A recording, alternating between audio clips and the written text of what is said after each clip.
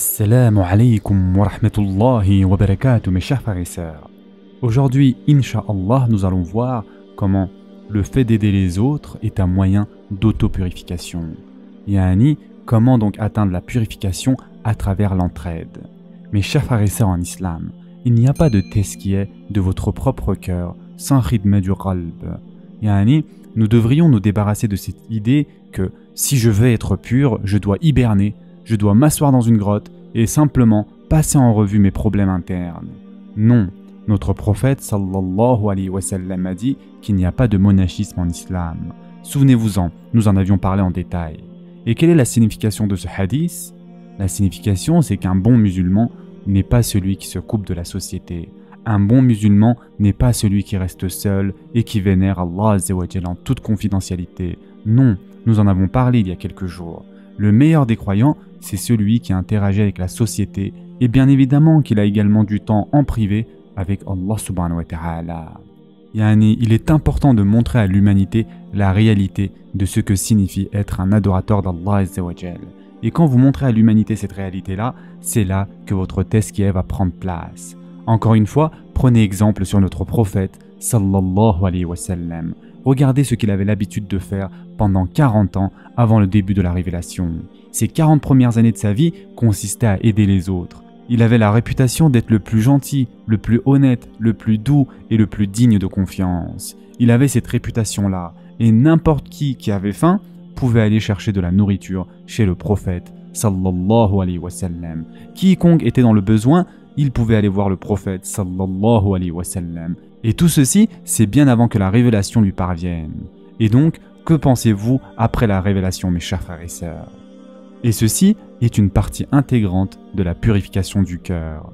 Et il n'y a pas de purification possible sans aider ceux qui sont en détresse. Et notre prophète sallallahu alayhi wa sallam a dit « Les gens les plus aimés par Allah sont ceux qui sont les plus utiles aux autres. Et les actions les plus aimées par Allah sont celles qui participent à donner de la joie à un musulman, soit en le soulageant d'une détresse, en remboursant une dette à sa place ou en soulageant sa faim.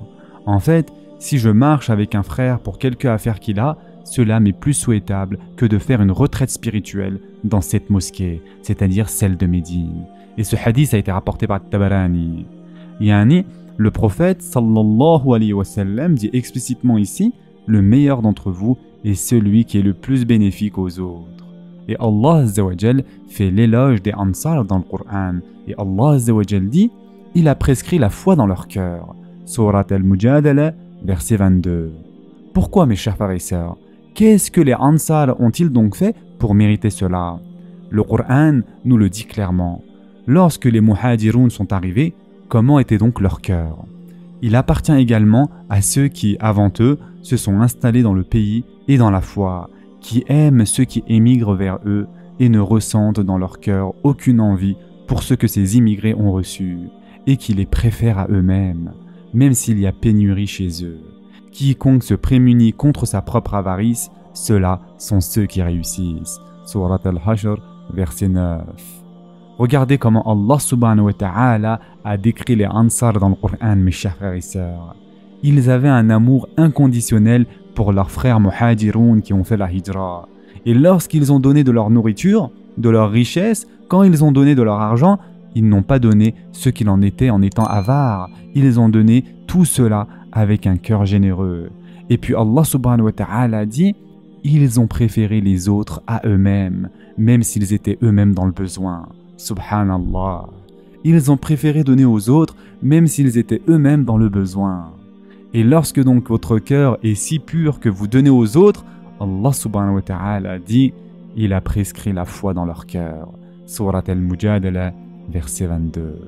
Et ceci, mes chers frères et sœurs en islam, est la tezkiyah ultime, c'est-à-dire le niveau le plus élevé de la tezkiyah.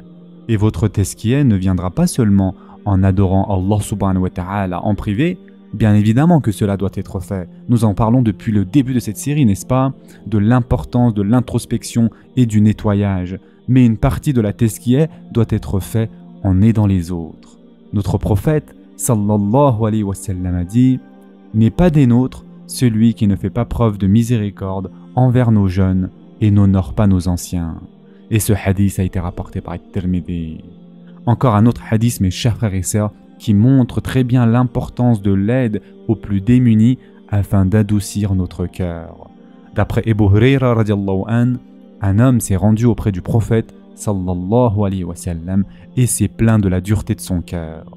Le prophète sallallahu alayhi wa sallam lui a dit « Si tu veux que ton cœur s'adoucisse, alors nourris le pauvre et caresse la tête de l'orphelin. » C'est-à-dire ici c'est une métaphore dont le sens est « Sois bon envers l'orphelin, occupe-toi de lui, éduque-le. » Et ce hadith a été rapporté par l'imam Ahmed.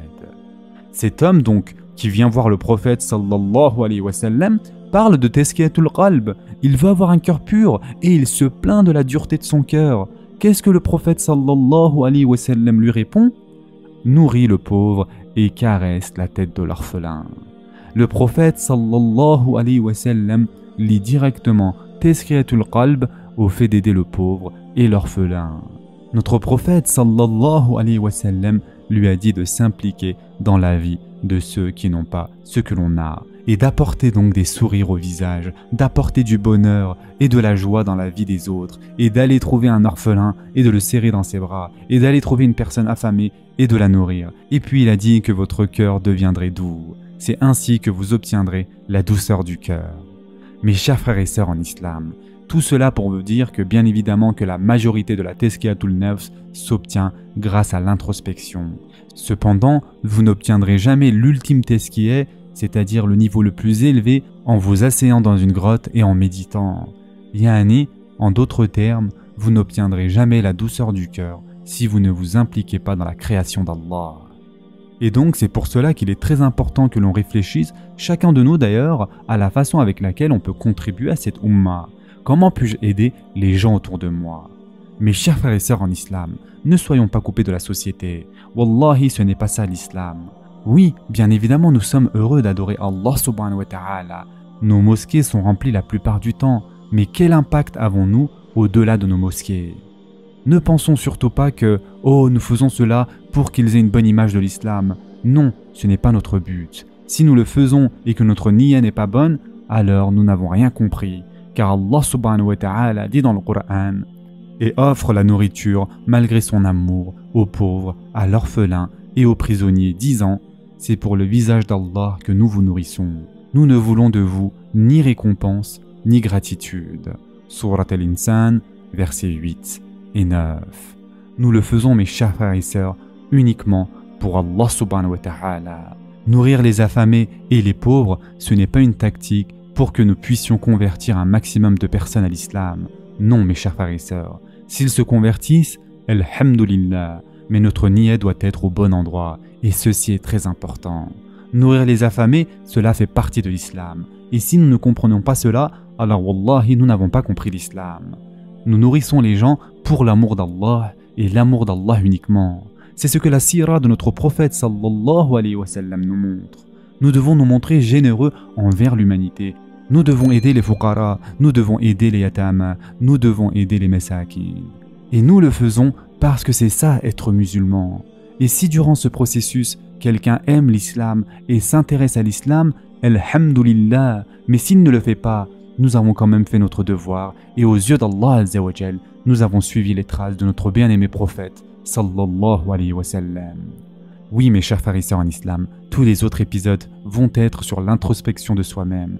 Mais si vous voulez atteindre l'ultime tezkiyah, il faut que vous aidiez le cœur des autres. Il faut que vous apportiez le bonheur à d'autres personnes et ceci apportera la tezkiyah à votre propre cœur. Ce sera tout pour aujourd'hui. En attendant, prenez soin de vous mes chers frères et sœurs et à très prochainement, Inch'Allah.